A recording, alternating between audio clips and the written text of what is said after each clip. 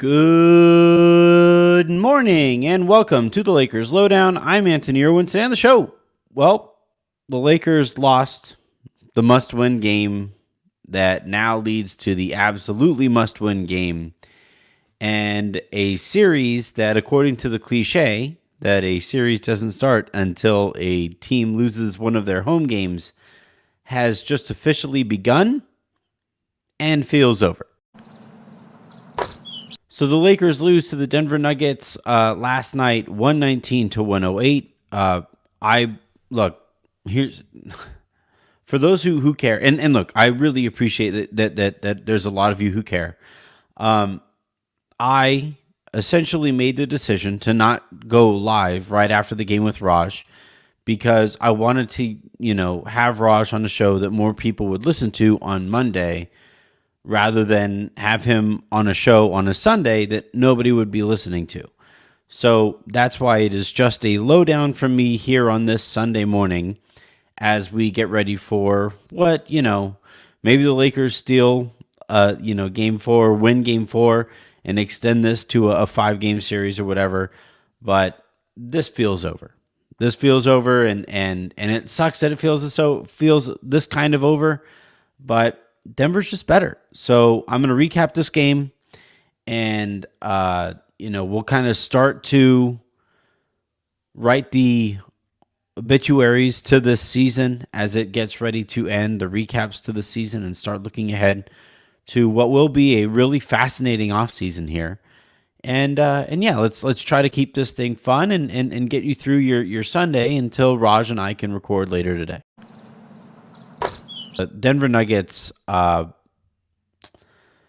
Denver outscores the Lakers 32-20 in the first quarter. The Lakers come back in the second quarter 35-26. The Lakers then win the third quarter 27-26, and then Denver winds up, running away with it there in the fourth. But you look at the plus minuses here, and I know that plus minus is a flawed stat, especially in a single game setting. But D'Angelo Russell played 20 minutes tonight, was a minus 12.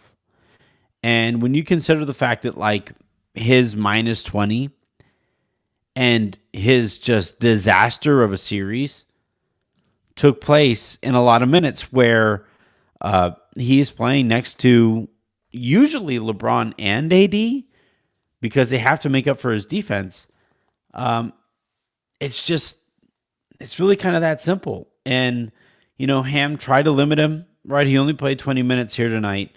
Rui got his minutes up from the 30 in the previous game up to 34 here in this one. Dennis Schroeder played 25 minutes because somebody has to play those backup point guard minutes if Russell isn't going to play.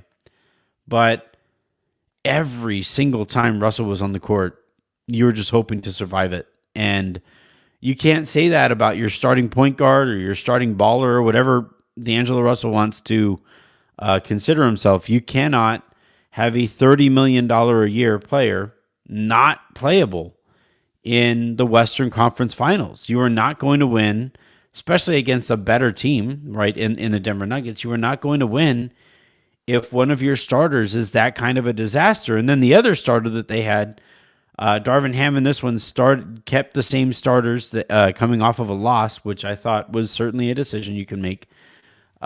Jared Vanderbilt played 14 minutes and was a minus 10 in those minutes. So you have two starters in limited time have a very tangible negative impact on the game. And you had Vanderbilt playing next to Dennis Schroeder, which means that you have two guys who should normally get minutes against Jamal Murray to hopefully disrupt this game.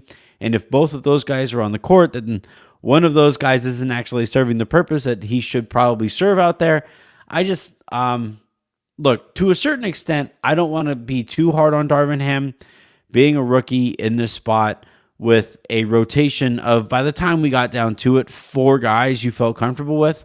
That's tough, right? That's a very difficult, needle to thread there as a coach is, all right, I have 4 guys that I feel comfortable with, and we're still looking for that 5th in a sport that requires you to play 5 players. The Nuggets, on the other hand, They had their 6 guys in their starters and Bruce Brown. Jeff Green gave them good enough minutes to get by. But you look at their minutes allotment, right? Aaron Gordon, 32. Michael Porter Jr., 38. Nikola Jokic, 38. And that was despite foul trouble. So anytime that Jokic could be on the floor, he was. Jamal Murray played 42. Kentavious Caldwell-Pope played 34. And then you had your 2 bench guys at 23 and 29. They don't have anybody in there in the 15 to 20 range that if you're playing 15 to 20 minutes in a playoff game, that's essentially a coach saying like, all right, we just got to get through those minutes. We got to try to survive those minutes until we can get guys out there that we feel more comfortable with.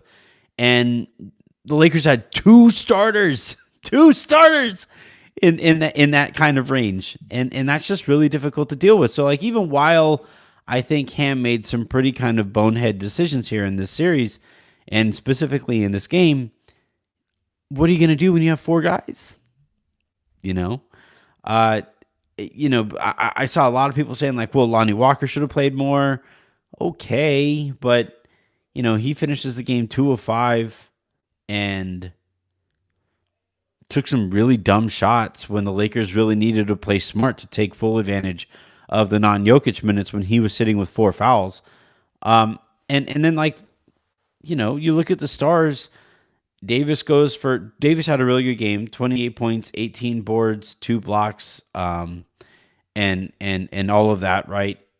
Couldn't really necessarily ask for more than that.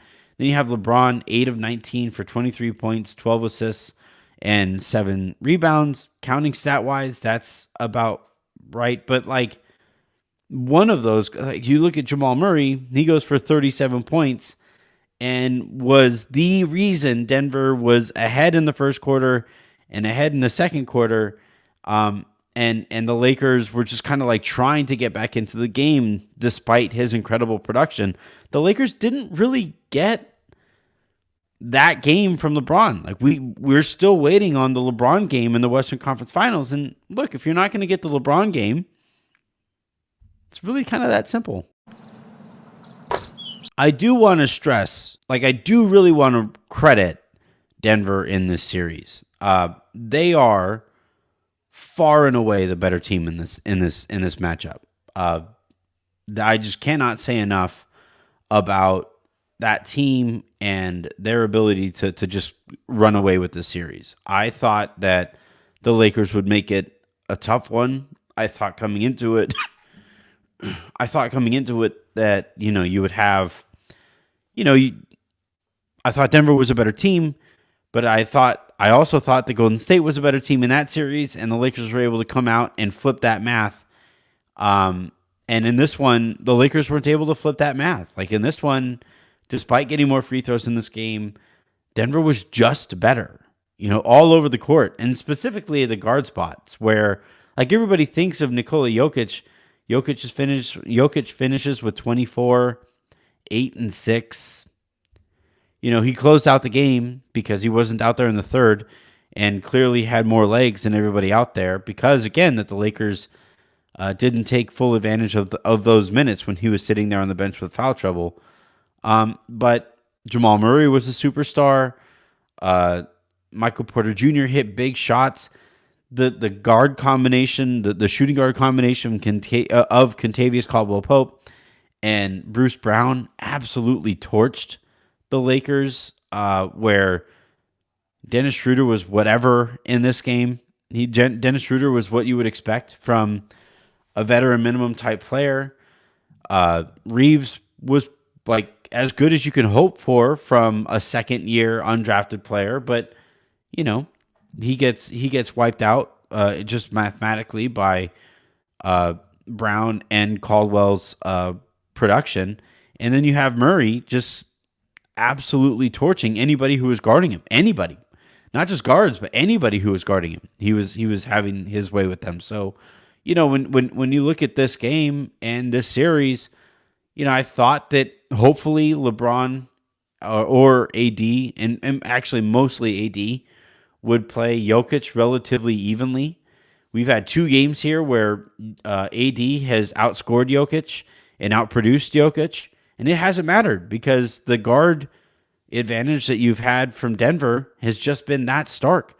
And it's made even worse by Darvin continuing just relentlessly force feeding us this stupid 3 small guard lineup against the biggest team in the league. So, and look, even as I say stupidly, you want him to see how it goes with Troy Brown, I guess.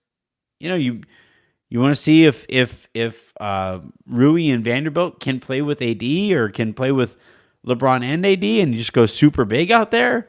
Maybe it works, but chances are, because we haven't seen it to this point in the season, probably not going to go very well. So yeah, it's just while I think that Darvin didn't necessarily make the best out of his situation, the situation was kind of brutal because of the way that D'Angelo Russell played. He was a disaster. Let's talk about D'Angelo Russell. I thought it was interesting that in this, in the middle of a series, we get a leak that the Lakers are considering benching Russell, bringing Dennis Schroeder from the bench unit and having him start in Russell's place, but that they couldn't do it because they were concerned they were going to lose him. You look at his numbers, it sure feels like you lost him regardless, right? So it made me wonder over the course of the series, all right, is anything else potentially going on? And look, Occam's razor, right? That theory would basically be well, no, Darvin has a blind spot there. He feels like he has to play one of those guys, and you just hope to survive those minutes when he's out there. The problem is with by starting D'Angelo Russell, that group, that starting unit, and this is a case of every starting unit in the history of basketball, that group is going to get the most minutes together, and you are not maximizing the LeBron and AD minutes. Some of the LeBron and AD minutes. And if you aren't maximizing those minutes, then what are we doing here, right? And so that was that was kind of has been a consistent theme in this series to this point, and it's been so consistent, and he continues to play that I find myself wondering, why? What else is going on here? Is there something else potentially going on here? And look, D'Angelo Russell is about to be a free agent. He's about to be an unrestricted free agent. And the Lakers can't afford to lose him for nothing. So either they're going to try to come to terms on some kind of new contract this upcoming summer that makes sense for both sides, or they have to convince him to agree to some kind of a sign and trade that gets them more immediate help. And my guess is either that happens, right? Either they find some sign and trade deal where he gets slightly overpaid, and he agrees to a deal where, some team has some money on their books that they aren't comfortable with longer term, and Russell winds up going, and the Lakers bring in somebody who may be on the not the best contract, but they might feel more confident could play in a spot like this, and Russell won't be a Laker next year, or they agree to a new contract this upcoming season, and December 15th or whatever it is, when guys can start, if they sign a new contract in the season or in the offseason, those guys become eligible to be traded. And that's when the Lakers start looking to see what they can upgrade from Russell with. And even there, it wouldn't surprise me if they bring Russell back and he plays well in the regular season, well enough in the regular season that hey, maybe, just maybe. But even if that happens, I can already envision my mentions as I point this out when this happens. But I can already see Russell playing well enough that people start saying, maybe this year's different. He looks quite a bit better. Maybe he might be able to play in the playoffs. And no, I don't think he can. The thing with Russell is, he can't take advantage of any, or he can't, if you get a switch, he's not going to exploit that switch. He's not going to exploit any kind of advantage that you hope to gain on a switch.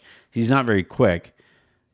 He's a streaky shooter, And he is so streaky that, like, in the playoffs, that kind of streaky shooter, it doesn't really translate very well.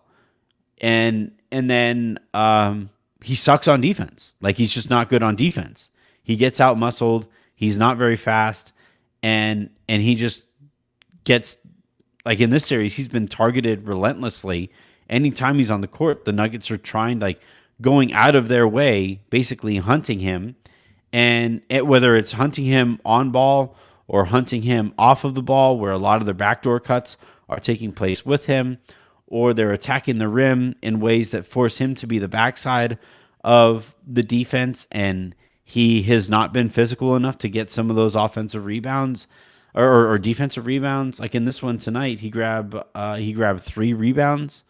It's just, yeah, I just what I could see happening again. You have likely outcome number 1, sign and trade. Likely outcome number 2, sign and then traded mid-December or at the deadline or whatever, or they just keep it rolling. And I guess likelihood number 3, they lose him outright because no team wants to trade for him at the number that he's going to be looking for.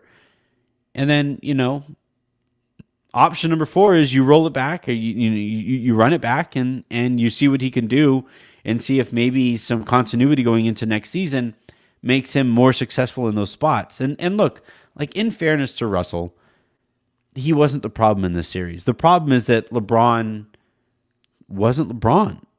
AD, not necessarily AD, You look at those guys' production in the bubble conference finals where the Lakers beat Denver. It was those guys, like, absolutely ravaging anybody who was in front of them and taking full advantage of anybody who was in front of them. And in this series, like, it never really felt like those guys had a full control over the series in ways that you needed to. LeBron keeps taking those threes. Tonight he finishes 9 3-pointers that LeBron attempted tonight in a series that, he finally made his first 3-pointer midway through the third, and he's still taking 9 of those things. He's not right physically. My guess is he has some kind of surgery on that foot as soon as this season is over, hoping to recover by the time training camp happens. We still, like, Anthony Davis is still dealing with the stress fracture that they might have to go in and take a closer look at surgically. So neither of those guys, like, the Lakers, if they were going to have a chance in the series, those guys were going to have to at least play even with Jokic and Jamal Murray, and they didn't. They just didn't.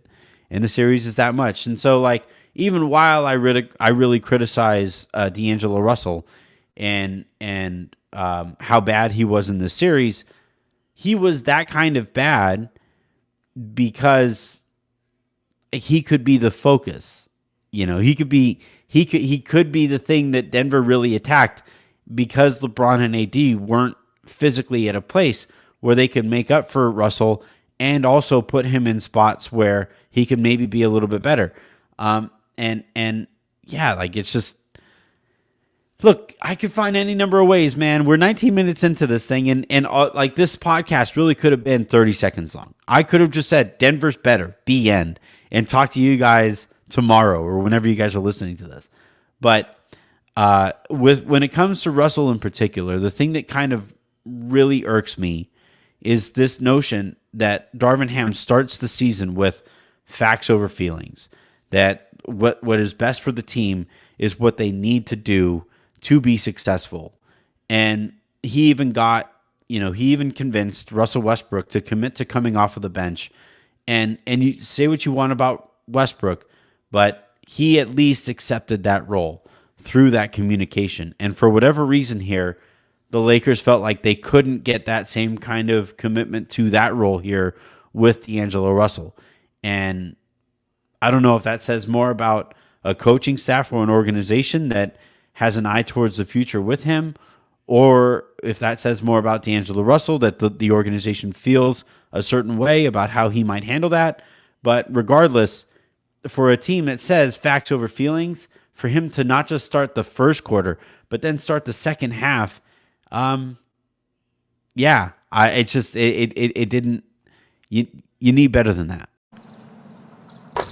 All right, that is going to do it here for this episode of the Lakers Lowdown Podcast. Shorter one here, as it is a Sunday, the day after the season essentially ends. I do want to say, before we get you guys out of here, and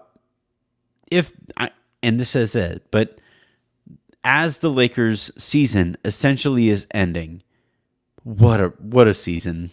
What well, not necessarily what a season in its entirety, but what resilience that it took to like bounce back into the spot. And what an insane run to go from the 13 seed with a month or so to go in the season to the Western Conference Finals. Just absolutely bonkers this run has been. And you run into a better team. Like sometimes that's just, we all love the Disney ending, right? We all love the idea that, sometimes maybe just maybe your magic doesn't quite run out. But in this case, it did. They ran into a significantly better team in Denver. So much better that, I'm really kicking myself for the way that I bet in this series. But all that said, what a run. Organizationally, I think they kind of figured some things out, and it's going to be interesting to see how they apply that here moving into an offseason where you have Mo Bamba's non-guaranteed contract that you can trade later into the offseason that you normally can. You have Malik Beasley's team option contract that can also be traded and utilized to improve the team. You have D'Angelo Russell, who you could potentially sign and trade. You have a first-round pick that you can use on draft night, either to draft somebody, and we know how good this Lakers scouting department is. So and given how strong this draft class is, that maybe the Lakers walk away with a pretty good player by just drafting somebody or utilizing that pick to go get help that, in the hopes of maybe making a run next year. You have LeBron and AD, getting to surgically fix themselves, hopefully, and enter next year with a better team, with a better roster that maybe doesn't force them to sprint through the final 2 months of a season and the playoffs, and maybe allows you to get some rest here so that those guys don't have to go absolutely nuclear to give you a chance at getting into the spot. There's a lot, when you back up and you look at this, you zoom out and you look at it, from a macro perspective, and I really do think that the Lakers, this was a successful season. They traded Russell Westbrook. They turned his salary that would have been expiring in an absolutely depressing and disappointing season. They turned that into a few players and a few contracts, and him being removed from the rotation allows Austin Reeves to really show what he can do on the ball. That was another thing that I was surprised. The Lakers just stopped going to Austin down the stretches of these games because they had to play Dennis Schroeder. And if you're playing Dennis Schroeder, then you feel like you have to give him the ball. Regardless, the Lakers figured out what they have in Austin Reeves. They figured out what they have in Rui Hachimura, somebody who is going to be two guys that, according to Adrian Wojnarowski and Dave McMenamin of ESPN, both those guys are saying that those guys are definitely back next year. And then you see what you can do on the peripheries here, right? You try to build out that rotation, and whether it's seeing what those guys who weren't able to play in the playoffs this year, seeing what maybe those guys can do with a little bit more continuity, some more time with, say, Phil Handy, whatever it is. This was, I know that with the Lakers we think title or bust or championship or nothing, and anything other than a championship is a failure. But I just flat out disagree. I flat out and 150% absolutely disagree, because this has been really fucking fun. This is watching these guys figure this out on the fly, build this airplane in midair, and make this run where you knock off the former champs, you shut up Dylan Brooks and the Memphis Grizzlies, and yeah, you run into a team that is going to win the championship. Like Denver is going to be champions this year, and that's the team that you lose to. And by the way, like other than this one, all these games have, other than game 3, these games have been single digit deficits, and they've been relatively competitive with these guys. So yeah, like there's nothing to hang your head over with this season. And I'll talk to Raj about this, and I'll get his thoughts on it as we get ready for a game 4 that hopefully the Lakers win so that you avoid the sweep. But yeah, I think this is, it is what it is, and it's been really fun to this point, and I can't wait to dive into an offseason that I think is going to be really productive. But like I said, that is going to do it here for this episode of the Lakers Lowdown. So until today or tonight, whenever it is that you guys listen to your next episode, have a good one. Make sure you take care of yourself and rehydrate if you did some drinking last night out of the misery that comes from a season essentially ending. And yeah, let's keep this thing rolling through an absolutely fascinating offseason. So until the next time you guys hear from me, I'm Anthony Irwin saying have a good one.